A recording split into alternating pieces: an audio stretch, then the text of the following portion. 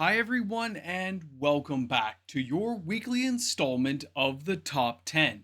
These are the hottest selling cards in Magic the Gathering this week from November 23rd to November 30th of 2024.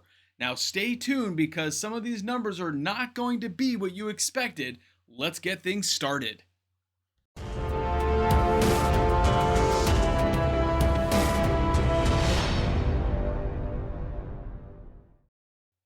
Welcome back, everyone. MTG Moxman here, and thanks again for being here for another Top 10 installment.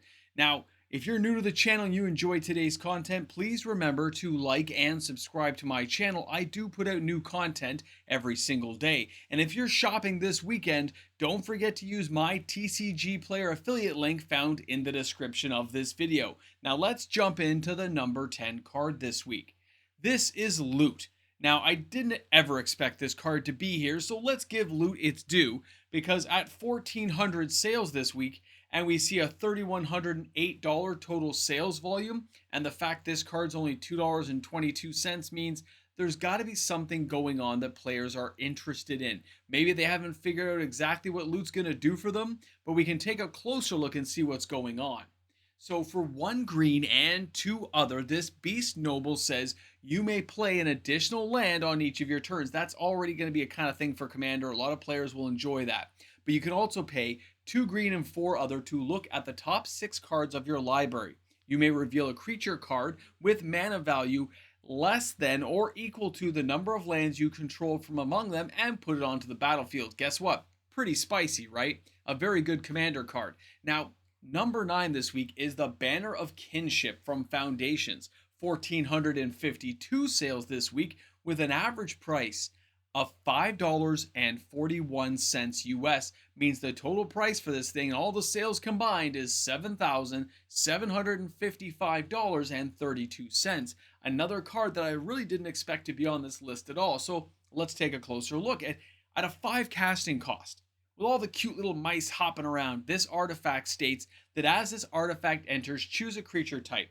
This artifact enters with the fellowship counter for each creature type of the chosen type. Creatures you control the chosen type get +1/+1 for each fellowship counter on this artifact. Yeah, this thing's pretty spicy. Now, this concept of card is not new though, so for standard, this is going to go over pretty well with a lot of players, especially mid to late game, or a way of sneaking it out later on. Let's go ahead and take a look at number 8 this week, and number 8 is the Scrawling Crawler. Now, this guy, I think players need to pay a little more attention. Okay, we have 1,501 sales this week. And the crawler has an average price of $3 US, so the total is $4,503. So what are we talking about when we look at this card, and why am I asking you to take a closer look? As a 3 costing cast, Howling Mind wannabe. Not to mention it's a 3/2 creature. This Phyrexian construct does say at the beginning of your upkeep, each player draws a card. Whenever an opponent draws a card, that player loses 1 life.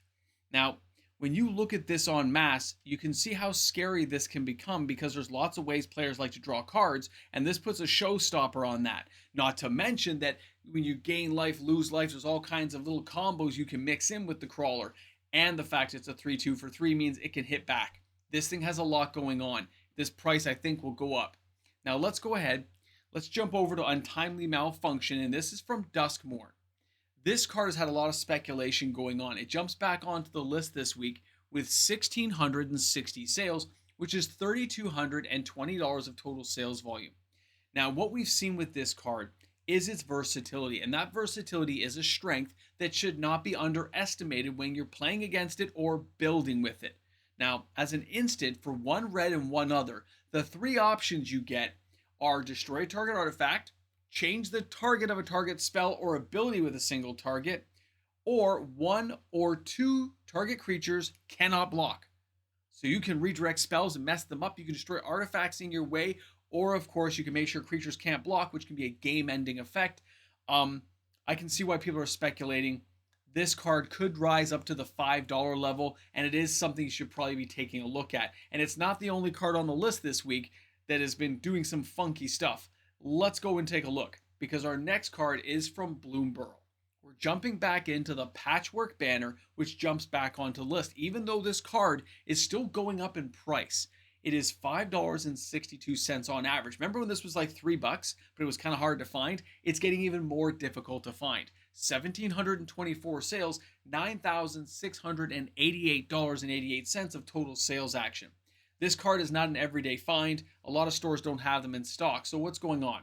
The Patchwork Banner is a 3 casting cost artifact. When it comes into play, you choose a creature type. Creatures you control the chosen type get +1/+1, kind of a nice little aside. But it also taps for any color of mana that you need. That means you can use it right away, and the creatures you choose get +1/+1. And with all the token armies out there, a lot of fun creative decks are being built, if not winning decks. This is a fun card. I don't think it's a winning card. Something to keep in mind. Now, when we're looking at our next card, the Blasphemous Edict is $6.87. It has come down hard, but it's still the number 5 position. 1,805 sales this week is still $12,400, okay? Massive amounts of money. People who use black, white, black, red, they love having board wipes like this on hand just in case. You have a lot of singular spells that deal with creatures, but you don't have en masse. Now, the Blasphemous Edict does cost 5. I'm not going to understate that it is an expensive counter spell to kind of board wipe everything out. You have all these creatures come out, and then you just wipe them out. Because it says each player sacrifices 13 creatures of their choice. So being able to take all the creatures out, let them build on the battlefield, let the board state change over, and then counter everything off by saying it's all going to disappear, say goodbye. It may cost 5, but it's a game-showing card. It changes the entire narrative. Now, the World Eater. Koma the World Eater. Okay. This one here, 1,902 sales, takes the number 4 spot, $2,795.94. This card is only $1.47. And this one is actually a kind of scary card that has a few things to mention that players need to be aware of. I may not have faced off against this very much yet, but we may see it more often in later sets. This thing costs a lot to get out, but remember the spell can't be countered. If you can find a way to get it out, they must deal with it. It has Trample, it's an 8/12, and it has Ward 4. But it also says whenever Koma the World Eater deals damage to a player, create 4 3/3 blue serpent creature tokens. Name the coil, okay? Keep this card in mind. At $1.47, buying 4 for like $6-7 is not going to hurt you, but at the same time, if this thing spikes for some reason, you've saved yourself a lot of trouble. It's just one of those weird cards I think could go either way. Now, the Mossborne Hydra. I've seen this a lot, okay? I've played against this dozens and dozens of times this week alone. It takes the number 3 spot with 2,900 sales, $6,467. This card's totally pawned off. It's dropped in value. It's not considered a high value target. But there is some things going on with this card that players are utilizing, which is why I'm putting it here, and I'm really making a note of it because the sales tell you that players are buying it. 3 casting cost. It has Trample. This creature enters with a +1/+1 counter, but it has Landfall. Whenever land you control enters, double the amount of counters. So what happens is, somebody gets this guy out there, but they have other things like Fabled Passage or Land Destruction, things that get them land, the demolition stuff. And before you know it, you're facing a 5/5, a 6/6, a 7/7. Do not underestimate this card. This is going to show up in Standard, and you better be able to deal with it. It's there, okay? Now, our next card. Now, yeah, Boltwave again. Boltwave has been sitting on here, okay? $2.99, 3,786 sales. That's $11,320. It's kind of petered out. It's not above the $3 mark yet. It was at number 1, so we do have a new number 1 this week. But Boltwave is just something special, man.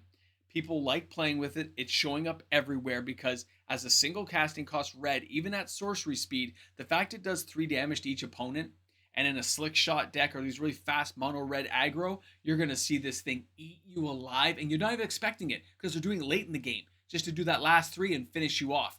Do not underestimate the Boltwave. Be aware that if you're playing red, this card is probably there waiting to say hi. But it's not number 1. So let's jump over to number 1 because this one kind of threw me there. Ralzeric's leaving us, the Boltwave is gone, and we are now taking a look at your hottest selling card this week. And this week, it is the Phyrexian Arena Borderless Edition at $2.49. This thing had 4,390 sales. That is a $10,931 investment in this card to take the number 1 slot. And it's this particular artwork, the fact this card gets played, I mean, this is a good card. Okay, I understand. It's been reprinted a lot, but that doesn't mean people aren't going to play with it. 2 black, 1 other, and I love the artwork, by the way. This thing says, at the beginning of your upkeep, you draw a card and you lose a life. We've seen lots of cards like this. But the fact it's in Foundations, it can be played, means people are utilizing it, they're having fun with it, and they realize that this is going to be a card that lets you get a lot done. And I can understand why people are buying it, even for this particular artwork. For less than $3, really? This is a crazy card to own and be able to utilize 4 inside a deck. It's always something to keep in mind because it's a hot, spicy card. That was your top 10. Now let's get to the roundup. It looks as if Black Friday was not enough of an enticement. The deals were not good enough to really bang it out of the ballpark with some super high numbers. Yes, we have slightly elevated sales this week compared year over year, but at the same time, Black Friday last year had a lot more deals going on and a lot more sealed product was selling. The singles market, which is what this video is focused on, we see a lot of speculation in the market right now. Loot coming onto the list, Koma the World Eater being back on, Untimely Malfunction. These cards, when they are knocked off the list, almost never come back unless somebody has said something, seen something, or thinks something is going to happen. They've jumped back onto my list. My ear is perked up, and I'm letting you guys know that maybe there's something going on later down the line. Maybe there's some synergy that some player is expecting, and that's why they're buying 150 copies of a card. Very unusual sales action for some of these cards to make it back onto the list. And when you see 2 or 3 people buying 50 to 100 copies, maybe it's a few friends getting together. Maybe they think they know something we don't know. Either way, I'm bringing that information, that data, for you guys to kind of glean through and see if you see something the Moxman doesn't. Most times we see 4 to 8, 12, 16 copies sell at most. When you see big orders, pay attention to it. Now, the reserve list top 10 video is tomorrow. And I know a lot of you guys, especially my reserve list lovers out there, you're interested to know how the sales went. I'm in a delay right now trying to get the information because stores are very busy. So bear with me. I may not have the most accurate numbers this week. I will do the best I can and put the video out at the last possible second to give stores a chance to answer back. Guys, thank you again for hanging out with me on my channel today. I look forward to seeing you all tomorrow, of course, for the reserve list top 10 video and my live stream, 6:30 Eastern Standard Time. Guys, have a great day today. Well, here we go again. You ever feel like it's like deja vu and you do this every single day for year in and year out? You wonder why you're doing it? I can tell you why. It's because the patrons on this channel support me each and every day. They're the reasons these videos are created daily, and they're the ones who are backing that content. So thank you again to my patrons and to my YouTube membership members for believing in what we do here. Okay.